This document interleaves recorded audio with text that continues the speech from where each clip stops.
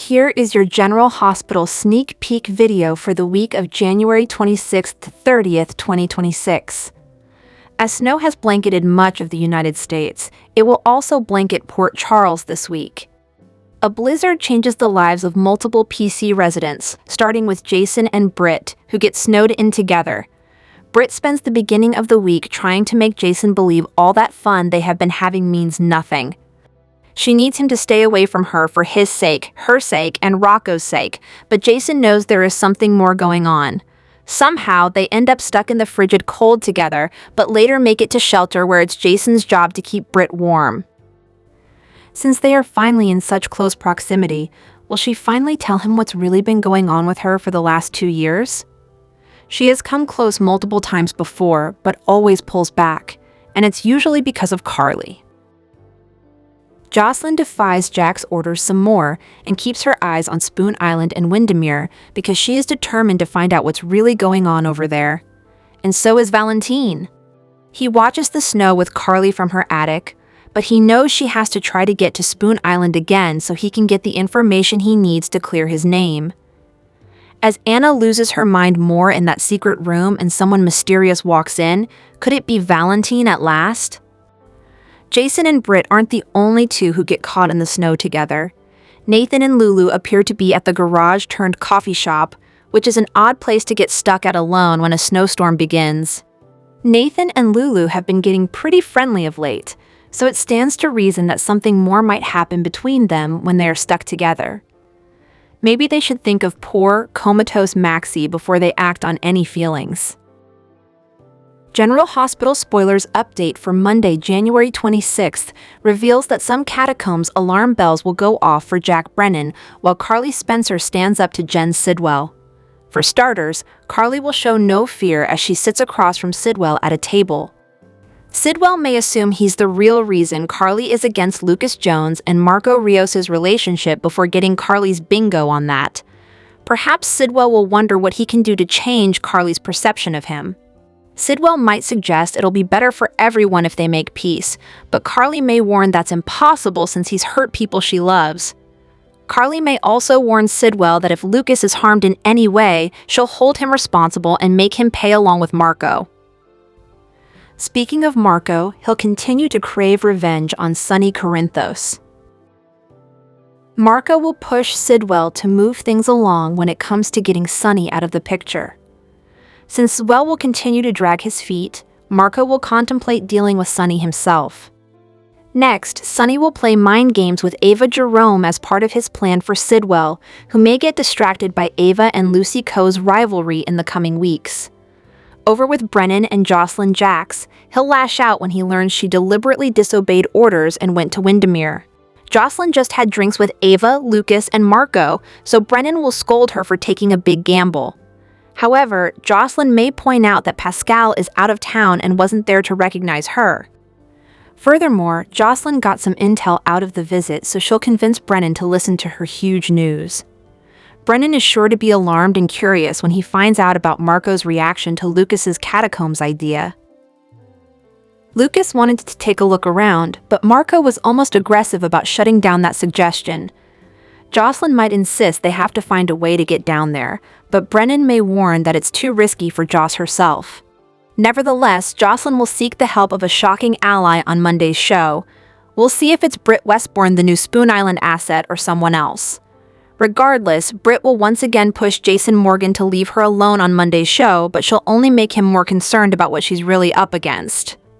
Director Ross Cullum has been threatening both Jason and Rocco Falconeri, so Britt will remain in protective mode, even if it means putting up walls with Jason for now.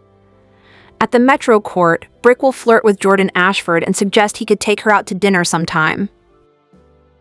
Britt will even be willing to let Jordan bring her doctor friend along, but Jordan will explain that she's no longer seeing Isaiah Gannon. Britt will like the sound of that, but then Curtis Ashford will appear and get an introduction. Once Britt realizes Jordan has reunited with her ex-husband, that may convince him to back off. Whatever the case, Jordan and Curtis will grab a table together as they most likely discuss Portia Robinson's future at GH. Maybe Curtis will have some positive updates to pass along if Portia has been reinstated on a probationary basis. General Hospital spoilers say Jordan and Curtis will share some romantic moments as well, so stay tuned. Who doesn't love General Hospital's two teen brothers, Rocco Falconeri and Danny Morgan? Brought together by Rocco's dad, Dante, and Danny's late mom, Sam, they became adolescent BFFs who became brothers in their hearts. Finn Carr and Asher Antonesen, the young actors who play the boys, have also stolen our hearts and are now official. On Thursday, January 22nd, Carr and Antonesen were featured in the GH opening credits for the first time, according to the official General Hospital Fab Club. Carr began playing Dante and Lulu's son in 2022, and Antonesen began playing Jason and Sam's son in 2023. The General Hospital opening credits feature headshots of our favorite stars that fall in a slideshow-like fashion at the start of each episode. Typically, you will see recurring players in the opener if they're going to appear in that day's episode. On Thursday, Danny learned he could possibly spend time with his little sister Scout again. Rocco shared scenes with his mom, Lulu, and evil WSB director Ross Cullum. 16-year-old Antonesen hails from Chicago and commutes back and forth between his home city and Los Angeles when he's needed on the GH set to play Danny. 17-year-old Carr hails from Southern California and has appeared on a variety of TV series, including the sitcom Fuller House. Poor Rocco and Danny just experienced one of the worst years of both of their lives. At the end of 2024, Rocco got his mom, Lulu, back after 4 years in a coma. Danny had just lost his mom when Sam donated part of her liver to Lulu and was killed by Cyrus Reynolds as she recovered from the surgery. Things fell apart even further for Danny in 2025, with Rocco finding himself in more trouble than his sometimes troublemaker brother. When Danny brought Rocco to a college party, Rocco drank too much and nearly died from alcohol poisoning. Rocco also ended up in juvenile detention toward the end of the year when he just wanted to free some animals from a lab. As for Danny, his rotten uncle, Drew Kane, slapped a restraining order on him, forbidding Danny from seeing Scout. With Drew now incapacitated, Danny hopes his fortunes might change. General Hospital's Willow gave her husband a massive stroke. What will become of Drew is a mystery at the moment, but no one wants to see another lock-in syndrome storyline. Drew will survive the stroke because Cameron Matheson has made it clear that he is not leaving GH. Then again, Lucas didn't give Willow much hope for a full recovery, or much of a recovery at all. It is unclear what will happen to him now. It might be nice if the stroke gave the congressman such a scare that he would change his evil ways. Another option is that it fixed whatever went wrong in his brain when he was beaten in prison. The old Drew could reappear and eventually all would be forgiven. That probably won't happen, and even if he were a changed man, he would not be easily forgiven for all that he has done. However, it has been done before with Franco. The doctors who were treating the congressman mentioned the possibility of lock-in syndrome. This is when the body and most of the facial muscles are paralyzed, but consciousness remains, and the ability to perform certain eye movements is preserved. Some fans do not want to see this happen. They may not like Drew, but no one wants to see him sitting still in a wheelchair for weeks on end. It could become a Mesri/Kathy Bates situation if Willow were to take care of him. General Hospital spoilers update for the week of January 26th to 30th reveals that Giovanni Gio Palmieri will find trouble while Valentin Cassadine panics. Jason Morgan will solve a puzzle as well, so there'll be a lot happening on ABC's GH. While Sonny Corinthos tricks Ava Jerome, Brick's plan for a dinner with Jordan Ashford will go wrong thanks to Curtis Ashford's arrival. Jocelyn Jacks will also talk to Jack Brennan about Marco Rios' weird Catacombs reaction before finding a surprising ally and making a daring move. While Jocelyn tries to get to the bottom of things at Windermere, Lucas Jones will grill Britt Westbourne and grow suspicious about her strange behavior. Lucas obviously won't be the only one since Jason will remain confused. Thankfully, Jason will step up for Britt when it counts and pull off a heroic feat as a blizzard hits Port Charles. Britt and Jason will get trapped together for a while, but it'll be the best thing that could have happened since it'll force Britt to open up a bit. Jason will start putting the puzzle together when it comes to the threats Britt's been up against. All this could lead to Britt and Jason stripping down for some passion in the end. Things could take a sizzling turn for Lulu Spencer and Nathan West as well once they land in a tight spot while looking for Charlotte Cassadine. After Carly Spencer has a catch-up session with Lulu and Charlotte, it looks like Charlotte will indeed go missing.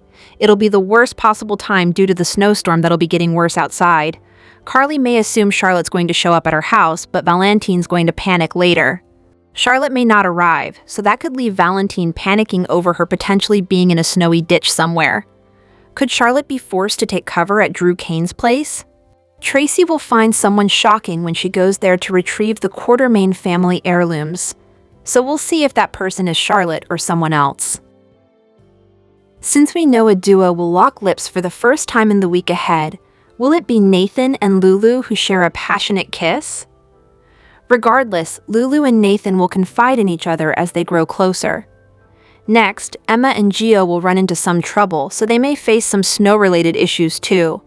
The blizzard could force Gio and Emma to postpone their mission to find Anna Devane. Some great news will come for Carly eventually, so she may find out Charlotte is safe and give Valentine updates. Carly will also have a proposal to make, so stay tuned for details on her upcoming pitch. As for Portia Robinson, her plan to make amends with Trina Robinson will hit a snag. Trina won't be ready to forgive and forget, so she'll put walls up. General Hospital spoilers say Portia won't give up on repairing the damage, but it'll take some time and effort to make that happen. General Hospital character Jack Brennan is facing a rocky road with his lady love, Carly Spencer, given the secrets between them. In real life, Jack's portrayer, Chris McKenna, has a love life that's much healthier and is celebrating a big milestone. McKenna recently shared on Instagram a photo of himself and his wife, Lovisa Jansen, looking lovingly into each other's eyes. He posted, "5 years married to this incredible woman whom I aspire to someday deserve." McKenna and Jansen are proud parents of their son, Spencer.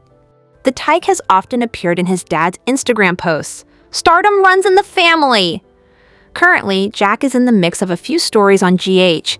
He's unaware that Carly is fully aware that Jack brought her daughter Jocelyn into the WSB as an agent, a very dangerous line of work.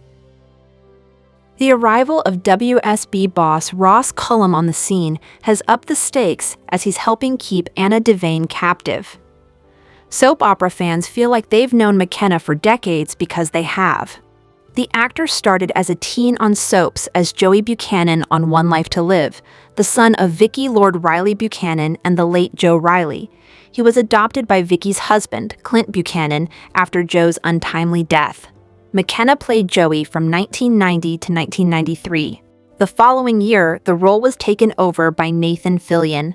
McKenna has worked steadily throughout his career, having appeared in such movies and TV shows as In and Out, Unhappily Ever After, That 70s Show, Touched by an Angel, The Practice, The District, King of the Ants, Private Practice, NCIS Los Angeles, Harry's Law, House, Castle, 90210, Criminal Minds, and NCIS, New Orleans. McKenna revisited the soap opera world over the years between playing Joey and Jack. In 2016, he appeared briefly as Dr. Hayden on The Bold and the Beautiful, and from 2014 to 2015, he was Det. Mark Harding on The Young and the Restless. Harding turned out to be a bad guy who killed off a few characters on the show before being caught. Stay tuned to see if and when Brennan is caught because he's keeping secrets from Carly. Right after Chase learned his badge had been clipped and his career slowed down to something smaller and more predictable on General Hospital, he changed course. Almost immediately, he started talking about adoption again, about schedules lining up, about how maybe this was the moment for him and Brooke Lynn to refocus on building a family. It didn't come off as manipulative or panicked. It read as sincere, maybe a beat too quick, like he was already looking for the next thing to hold on to. The scenes stayed contained, but there was weight in them and nothing was resolved by the end. Chase didn't spend much time ruminating about his demotion to beat cop. He took it in, admitted his disappointment, and moved quickly toward making his new, freer schedule productive. More regular hours and fewer late nights is a better setup for raising a child. On paper, the logic worked, and Chase delivered it with the kind of sincerity that makes it hard to argue with him outright. Brooke Lynn noticed the shift almost as soon as it happened. She didn't push back on adoption as an idea, she pushed back on the timing, on the sense that Chase was trying to swap one life plan for another without stopping to grieve the first. Chase kept talking about priorities and wake-up calls, while Brooke Lynn stayed focused on the emotional math underneath it. The conversation didn't explode. It stalled, which somehow felt more realistic. What made the scenes work was how clearly Chase and Brooke Lynn were standing in different emotional spaces. Chase wanted some forward momentum in life. He was looking for some sign that his career detour would still lead somewhere worthwhile. Brooke Lynn wanted him to slow down long enough to digest what had just happened. She didn't say no or close anything off. She just wouldn't let adoption take the place of something that still needed space. By the end of the conversation, nothing was settled, which felt intentional. Chase hadn't fixed anything. Brooke Lynn hadn't withdrawn her support. They just paused, together but slightly out of sync, which is often where the most truthful relationship beats live on this show. The discomfort wasn't smoothed over, and for once, GH didn't rush them past it. General Hospital spoilers hint that Maxie Jones might reject Nathan West over bad vibes. Will a total freakout follow Maxie's coma awakening? Maxie's GH return air date is finally in sight since we know she'll be back on screen starting February 12th. From there, Maxie will open her eyes and ultimately find out she's been in a coma for months. Maxie thankfully wasn't out of the picture for years like Lulu Spencer, but she'll still have a ton of information to catch up on. The most significant development will be Nathan coming back to life. Maxie may immediately insist that's not possible and assume this has to be some sort of trick. However, there's DNA proof and a fingerprint match to back up Nathan's claims, so Maxie will get updates on all that. Even so, Maxie may get bad vibes from Nathan and suspect something isn't right. Everyone else in Port Charles seems convinced this is indeed Nathan, but Maxie may not be as certain of that, even with the evidence she's given.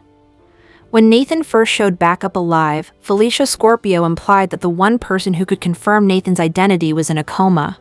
No one knows Nathan more intimately than Maxie, so it'll be a red flag if she immediately doesn't trust him. Plenty of questions still remain about Nathan's time away and his link to all the final Caesar Phazon project drama. Nathan claims he has no memory of his own missing years, but he may be keeping a few secrets. Of course, it's also possible Maxie's rejection of Nathan will be more about protecting her own heart. On some level, Maxie may not want to accept it's Nathan because grieving him was so hard. If Maxie ever had to go through that a second time, she might not be able to bear it. Maxie might shove Nathan away to make sure she never puts herself in a position where she could lose him all over again. Regardless, Maxie may reject Nathan when she first awakens, so that could lead to him leaning on Lulu even more. Maxie may shove Nathan right into Lulu's arms and complicate things as we enter the next phase of this storyline. General Hospital spoilers say Maxie will get some stunning news when she's awake and alert, so don't miss her, Nathan responds. On General Hospital, Ross Cullum arrived in Port Charles like someone who already owned the place. He didn't need a big entrance or a speech. He just stepped into other people's scenes and changed the temperature, leaning first on Jack, then on Britt, and making it clear that Rocco was not off limits if that was the easiest way to get her compliance. The scary part wasn't that he looked ruthless. It was that he looked organized, as if this were all part of his normal workday. Andrew Hawks revealed that while Cullum isn't a mustache-twirling villain, he's a guy who thinks he's the only adult left in the room. Hawks discussed his new role on the That's Awesome podcast with Steve Burton and Bradford Anderson. He sounded like someone still getting used to the soap pace while also being mildly amused that his personal nightmare had become a job he now had to show up for every day. He talked about the pace, the page count, and how you can feel ready and still have your mind go blank the moment they start moving you around. "It's a new world for me completely," he remarked. On playing Cullum, Hawks said he needed something personal to hang it on. "To me, he has good reasons for everything," he noted, further explaining that, "To me, he's the hero." Well, good villains have to think that, right? He also made it clear he wasn't interested in playing a cardboard monster who enjoys hurting people for sport. From my standpoint, he's extremely caring and feels like he's been wronged in a huge way, he said, which doesn't excuse anything Cullum does, but it does explain why he walks into a room like he expects to be obeyed. A lot of Hawks' take on Cullum came down to control and not the melodramatic kind. This was about being efficient, speaking only when necessary, and holding the line so the character never looks like he's scrambling. Hawks talked about how that changes the acting job because you're not playing broad emotion, you're playing restraint, and you have to find the flicker inside it. He filled in his own blanks the way working actors do when the scripts give you the moves but not always the inner life, pulling from his real life and building something private that could still show up on camera if the moment allowed it. "I'm a father, so I made it involve his child," he said, describing a personal wound that could explain why Cullum might see himself as justified even while he's doing things that read as brutal. And that's the part that makes Cullum feel dangerous already. He doesn't behave like someone aware he's crossed a line. He behaves like someone who thinks the line moved on him first.